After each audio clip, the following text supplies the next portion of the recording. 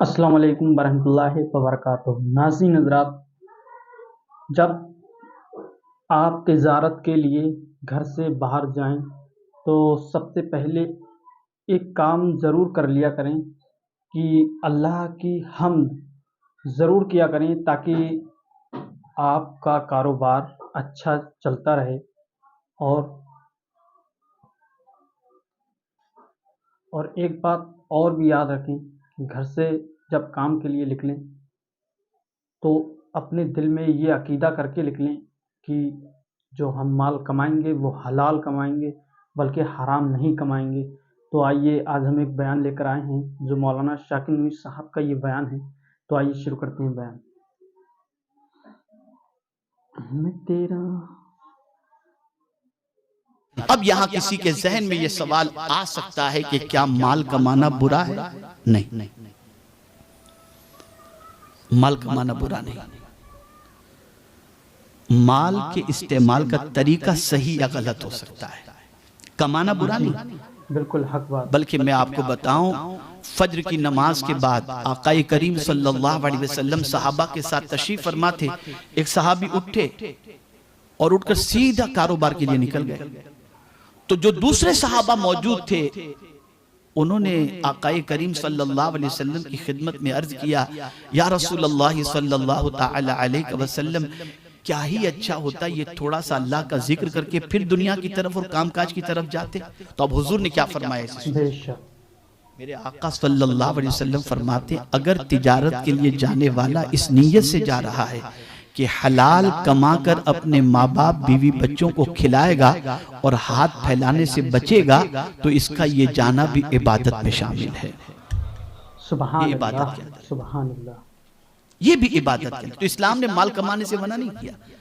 और अगर माल इतना ही बुरा होता तो फिर हुजूर सल्लल्लाहु अलैहि वसल्लम ये न फरमाते कि मुझे सबसे ज्यादा किसी के माल ने नफा पहुंचाया तो वो अबू बकर के माल ने नफा पहुंचाया, और इस नफे का बदला मैं दुनिया में नहीं आखिरत में अल्लाह से दिलाऊंगा।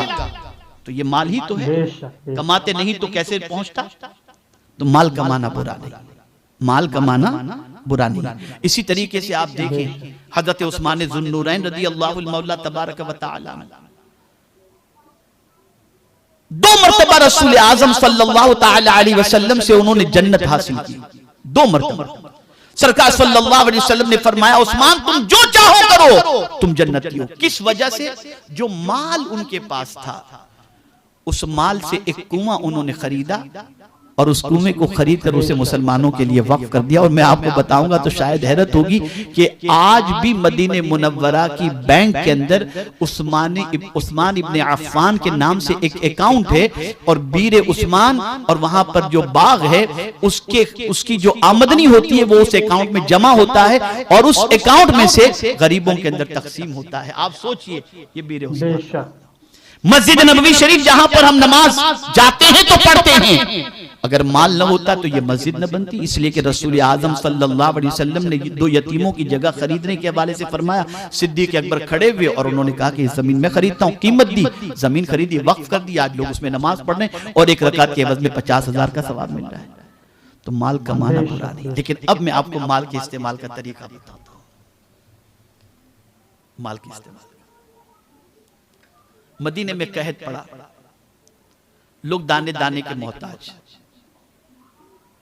इतने में शाम से हजरत उस्मान ज़ुन्नूरैन रज़ी अल्लाह तआला अन्हु का ऊंटों से बेशुमार ऊंटों में लदे हुए गल्ले वगैरह और अनाज वगैरह आया। अब मदीने में जो ताजिर थे उनको पता चल गया कि उस्मानी गनी का काफिला आ चुका है, सामान्य तिजारत आ चुका है। तो सुबह हजरत उस्मानी गनी मार्केट में पहुंचे, उससे पहले मदीने के सारे ताजिर जमा हो गए। लोगों ने कहा, उस्मान बेचोगे? हाँ बेचेंगे। कितने में? बोले बताओ। तो एक ने कहा, मैं एक के एवज के अंदर 2 दूंगा, डबल जो तुम्हारी कीमत है। उस जमाने में ऐसा नहीं जैसा आज लोग कहते हैं, कसम से ईमानदारी से कहता हूं मेरी इतनी की खरीदी है, जबकि उससे ज्यादा की होती है। लेकिन ईमान को बीच में ला करके वो कहता है। उस जमाने में ऐसा नहीं था, कह देते थे मतलब सब मान लेते थे। तो हजरत उस्मान ज़ुन्नूरैन रज़ी अल्लाह तआला अन्हु से उन्होंने कहा, जो आपकी कॉस्टिंग है उसका डबल हमसे ले लो। तो आपने फरमाया नहीं। एक और व्यापारी खड़ा हो गया, अच्छा 3 गुना ले लो।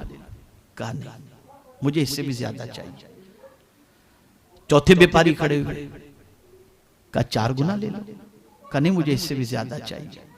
यहां तक कि 6 बड़े बड़े व्यापारी खड़े होकर उन्होंने कीमत लगाई, बोली लगाई।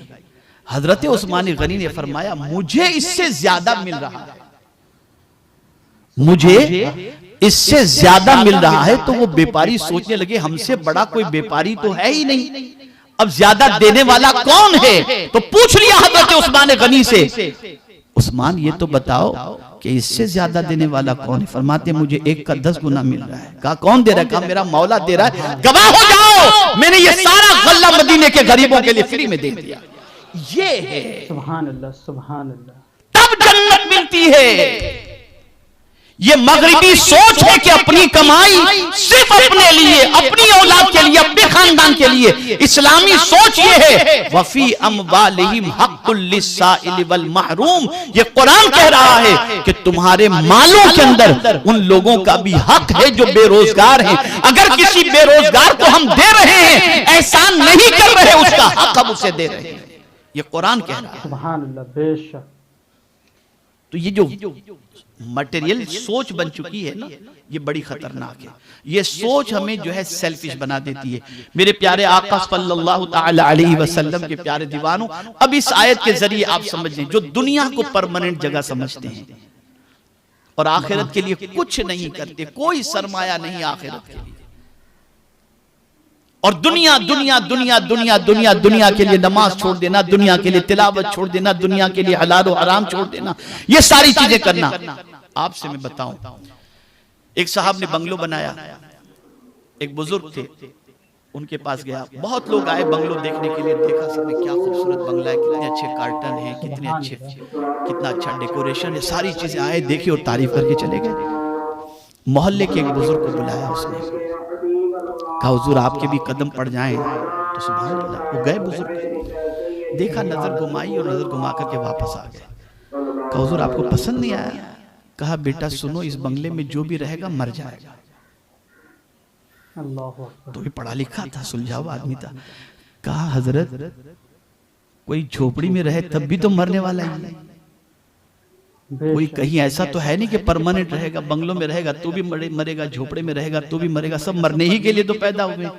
क्या कोई ऐसा भी घर है जहां कोई मरेगा नहीं? कहा हाँ, आखिरत का घर वो घर है जहां इंसान हमेशा रहने वाला है, वहां मौत नहीं आएगी। ये तेरा घर भी फना हो जाएगा सब कुछ, तो वहां की तेरे पास क्या तैयारी है? वहां का घर तूने बनाया, यहाँ का तो बहुत कुछ बना लिया, वहां का तेरे पास क्या है?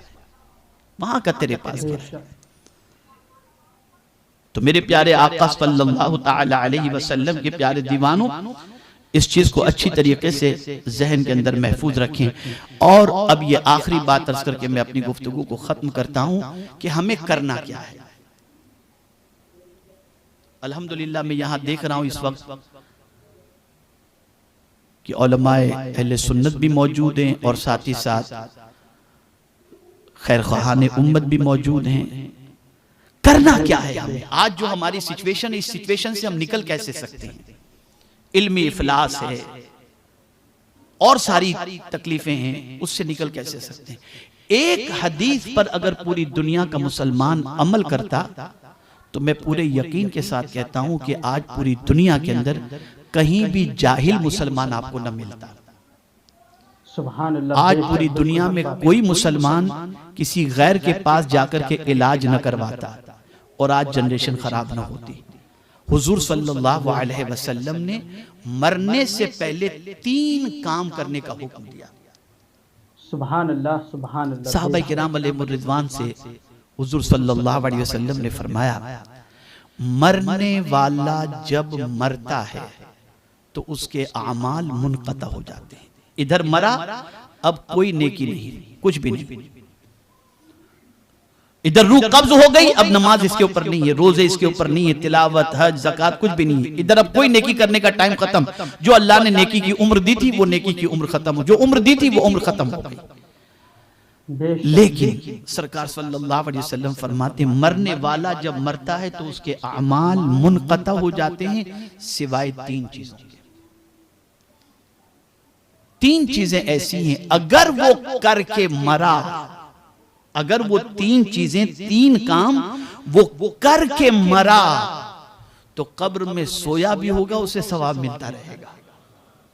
सुभान अल्लाह, सवाब मिलता रहेगा। आका करीम सल्लल्लाहु अलैहि वसल्लम ने फरमाया, वो इल्म जिससे लोग नफा हासिल करें, यानी मरने वाला मरने से पहले दीनी दुनियावी तालीमी इदारा कायम करके मरा, तो जब तक लोग उस मदरसे से, स्कूल से, कॉलेज से, यूनिवर्सिटी से इल्मी इस्तेफादा करेंगे, उन सारी चीजों का सवाब उसको अल्लाह अज़्ज़ व जल्ल कब्र में अता फरमाएगा।